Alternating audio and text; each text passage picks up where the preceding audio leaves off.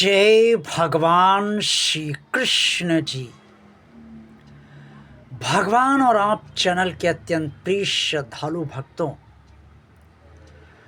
प्रार्थना में बहुत शक्ति होती है और प्रार्थना के फल वास्तव में व्यवहारिक स्तर पर अवश्य आते हैं। जब भी भगवान से प्रार्थना की जाती है तो वो अवश्य फलीभूत होती है। ऐसे अनुभव आपने जीवन में अनेक बार लिए होंगे। लेकिन क्या आप जानते हैं कि प्रार्थना कब की जानी चाहिए, क्यों की जानी चाहिए और कैसे की जानी चाहिए?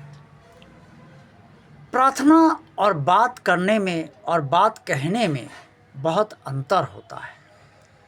आप भगवान की पूजा कीजिए और पूजा के बाद या पूजा के दौरान या पूजा से पहले जैसा आप रोज करते हों, आप जो भी बात भगवान से कहना चाहें वो कह सकते हैं। लेकिन प्रार्थना बिल्कुल अलग है और प्रार्थना में अनुनय विनय तो होती है। प्रार्थना में सबसे बड़ी बात ये होती है कि आप भगवान को अपना मान कर प्रार्थना करते। व्यवहारिक स्तर पर देखिए ना, जिससे आप अपना मानेंगे उसी से अपनी मदद करने की बात कहेंगे और उसी पर जोर डालकर कहेंगे कि आपको मेरी मदद करनी ही पड़ेगी। ठीक यही स्थिति भगवान की भी है। भगवान का दरबार सदा खुला रहता है और किसी भी दिन, किसी भी समय, किसी भी क्षण भगवान से प्रार्थना की जा सकती है। लेकिन प्रार्थना कब करनी चाहिए, क्यों करनी चाहिए और कैसे करनी चाहिए, ये जानना भी बहुत ज़रूरी है।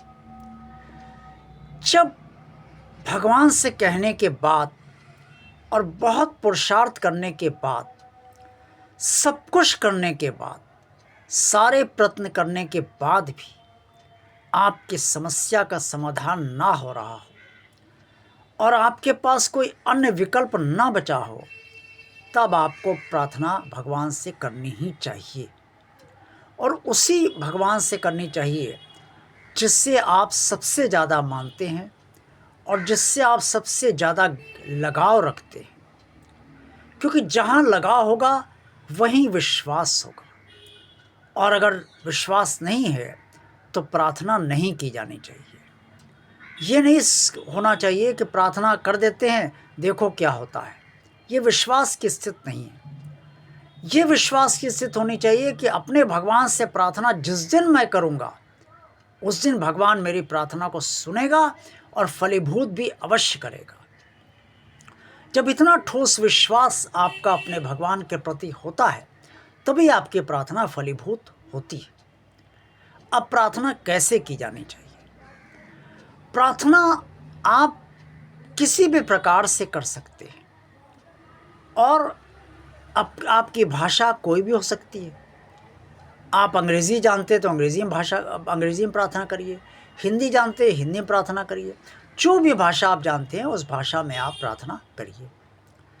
लेकिन जो भी कहिए वो भावना से कहिए, हृदय से कहिए, भगवान को अपना मान कर कहिए और समस्या के समाधान जो भी आपकी है समस्या, उसके समाधान हर हाल में करने की प्रार्थना कीजिए और ये भी कहिए, प्रभु अब सब कुछ आपके हाथ में है।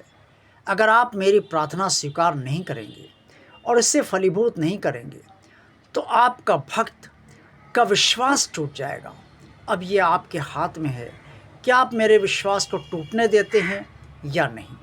मैं यही चाहता हूँ कि आप पर जो मेरा विश्वास है उसकी आप लाज रखें। लाज रखिए प्रभु, लाज रखिएगा। अनुनय विनय आपके प्रार्थना में होनी चाहिए। प्रार्थना या तो सुबह की जानी चाहिए या शाम की जानी चाहिए। लेकिन अगर आपातकाल है तो उस समय प्रार्थना आप किसी भी समय कर सकते हैं, चाहे वो दिन हो, रात हो, चाहे आप जैसे वस्त्र पहने हों, हाथ आपके साफ़ हैं नहीं साफ़ हैं, आप हृदय पर हाथ रखकर किसी भी समय प्रार्थना कर सकते हैं। चाहे आप मंदिर में हो या ना हो, पूजा स्थल पर बैठे हों ना बैठे हों, या जहाँ भी आप पूजा करते हैं वहाँ पर हो या ना हो, आप प्रार्थना कहीं भी अपने भगवान का स्मरण करके अपने सीने पर हाथ रख कर, अपने हृदय पर हाथ रखकर कर सकते हैं। आपकी प्रार्थना भगवान अवश्य सुनेगा और फलीभूत अवश्य होगी। देखते रहिए भगवान ऑफ चैनल। वीडियो पसंद आया तो लाइक कीजिए, भगवान ऑफ चैनल को सब्सक्राइब भगवान का कार्य मानकर कीजिए, भगवान का कार्य मानकर इस चैनल को ज़्यादा ज़्यादा लोगों को शेयर कीजिए। और आप वो भी ये भी बताइए कि आप कैसे वीडियोस भगवान ऑफ चैनल की तरफ से देखना चाहते हैं।